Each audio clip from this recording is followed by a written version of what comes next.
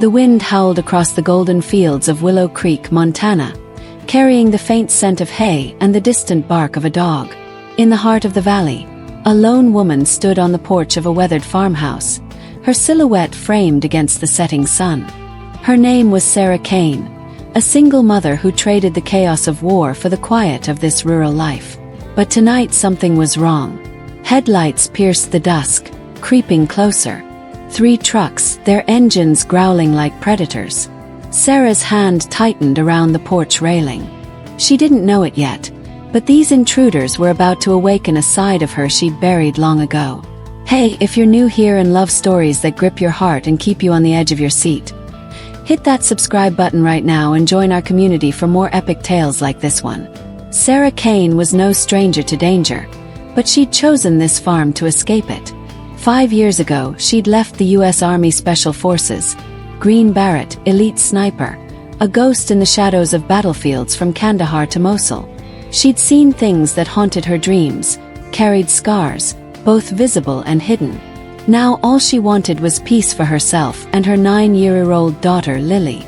The farm was their sanctuary, a sprawling 50 acres of wheat and barley, a small barn for their 2 horses, and a vegetable garden Lily tended with pride. They were a team, just the 2 of them, after Sarah's husband died in a car accident 3 years prior. The townsfolk of Willow Creek knew her as the quiet widow who kept to herself, always polite but distant, her gray eyes carrying a weight no one could quite place. But not everyone in Willow Creek was kind. The trouble started 3 months ago when a local crew of troublemakers led by a man named Travis Boone set their sights on Sarah's land. Travis was the kind of man who thrived on power. A former high school football star turned small-time real estate hustler. He'd been buying up struggling farms across the county, pressuring owners to sell cheap or face consequences. Most folks caved. Travis had a reputation for making life hell if you didn't.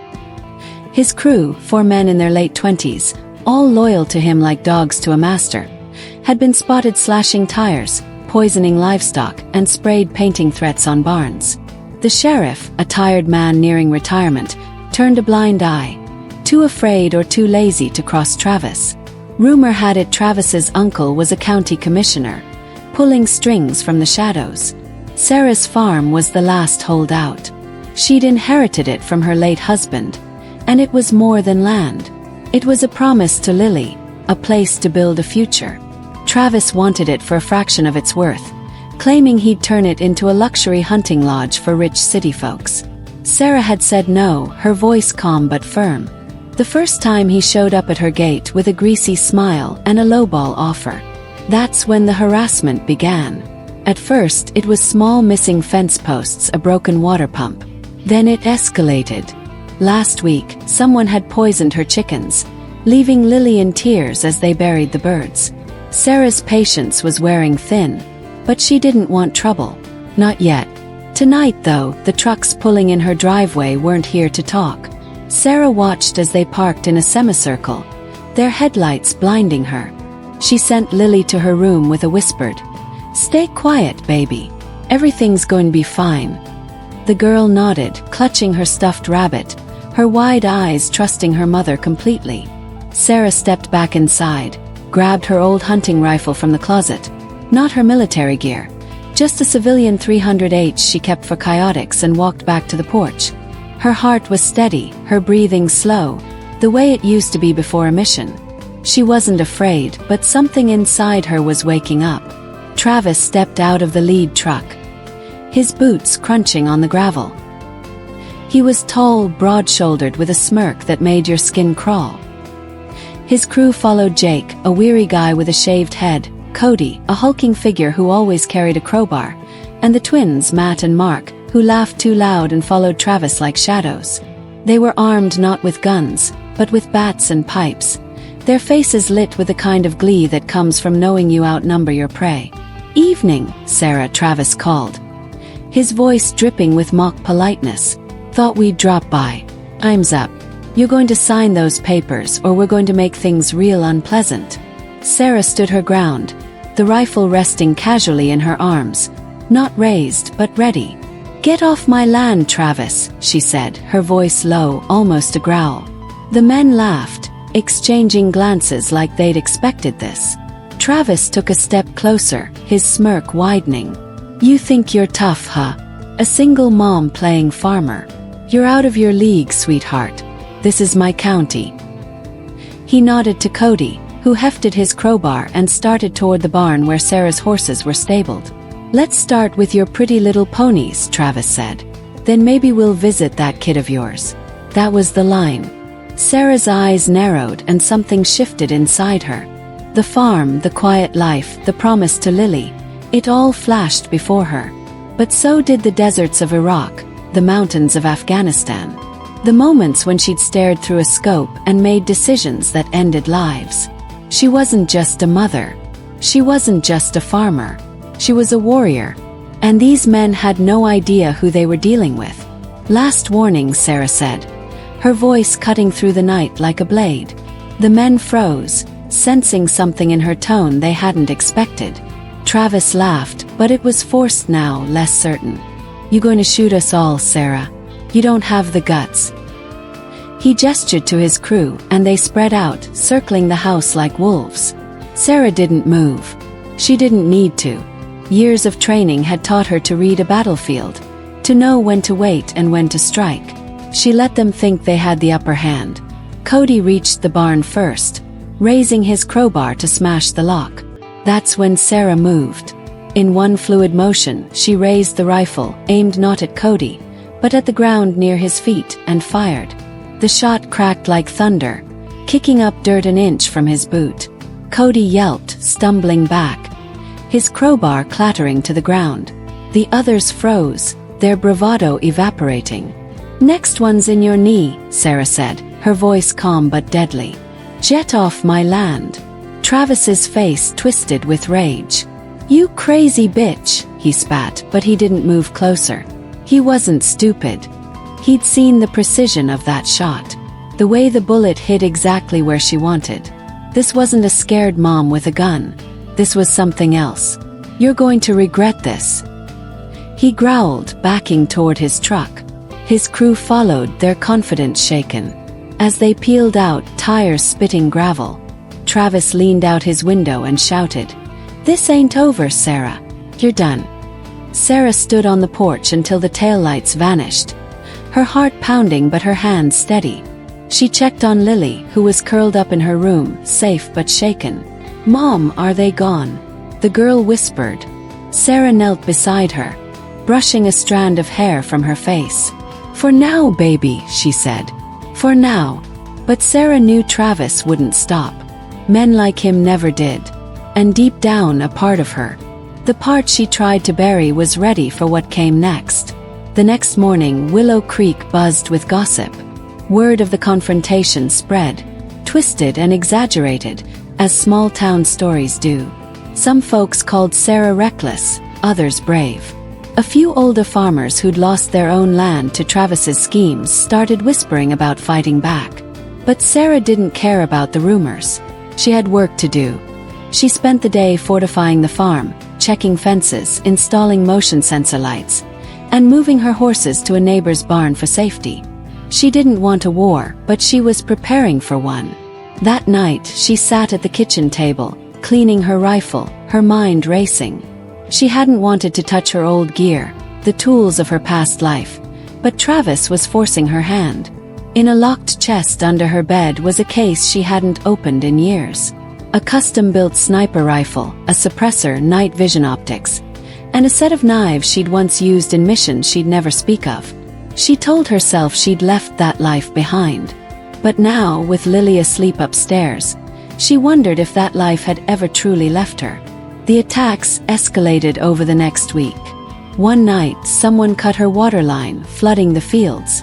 Another, they burned a crude message into her front lawn. "Sefiar." Lily was scared to go to school, afraid the men would come back.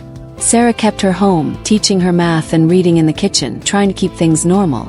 But normal was gone. The townsfolk were too afraid to help, and the sheriff dismissed her complaints, saying, "No proof, no crime." Sarah knew she was alone, and that was fine. She'd been alone before.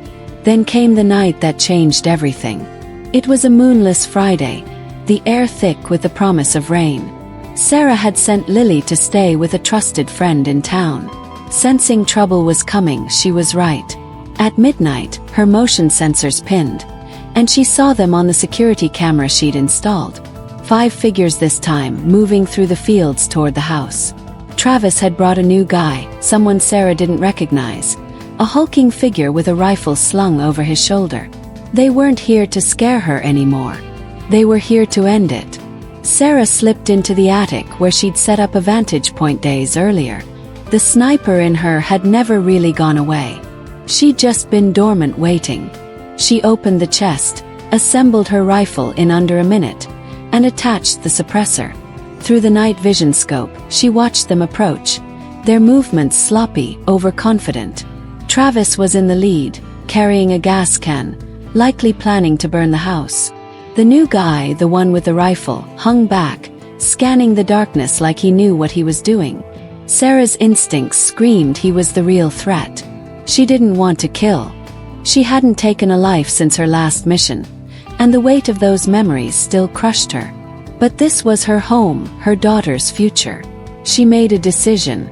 She aimed at the gas can in Travis's hand and fired.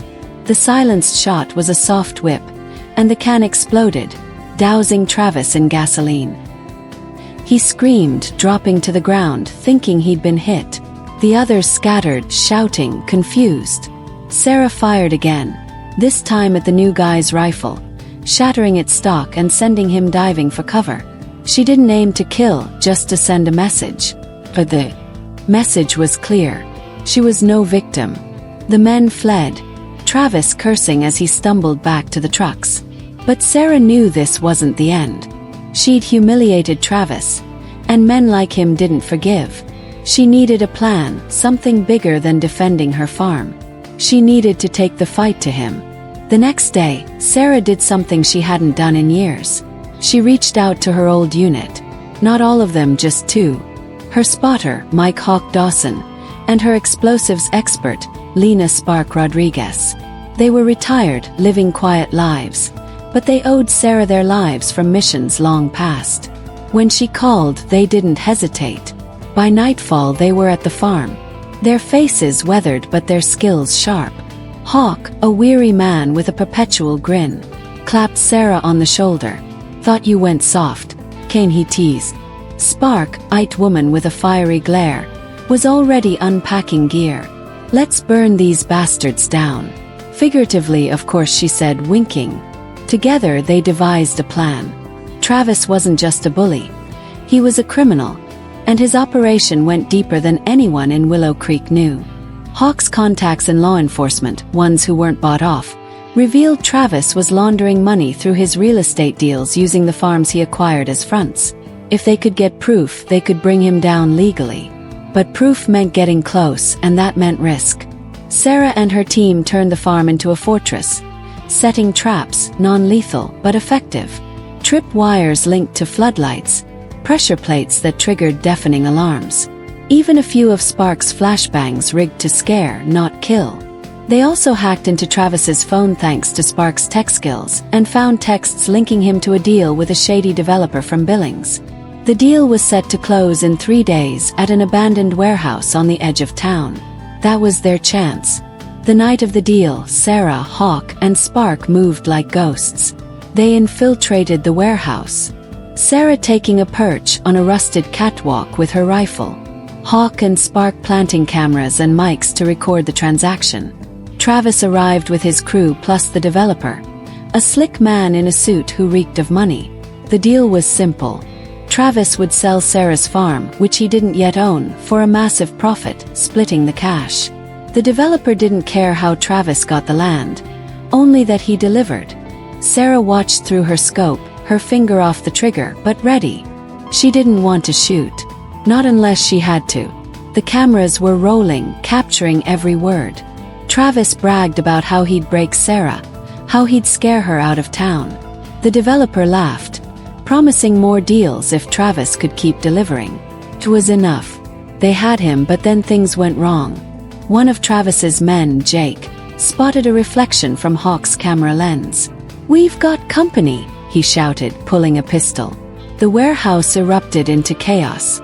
Travis's crew drew weapons. The developer bolted and Sarah had to make a call. She fired a warning shot, shattering a window above Travis's head.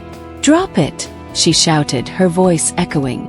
The men froze, but Jake was too wired, too loyal. He raised his pistol, aiming into the shadows where Hawk was hiding.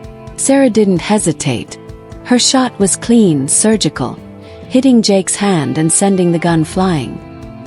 He screamed, collapsing, and the others dropped their weapons, hands raised. Spark and Hawk moved in, zip-tying the crew while Sarah kept her scope trained on Travis. He was shaking, his bravado gone, gasoline still staining his jacket from the other night. "Who the hell are you?" he whispered. "Someone you shouldn't have crossed," Sarah said, stepping into the light. She didn't need to say more.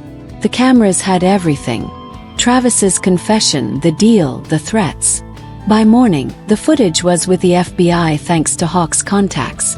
Travis and his crew were arrested, the developer implicated, and the sheriff forced to resign when his ties to Travis's uncle came to light.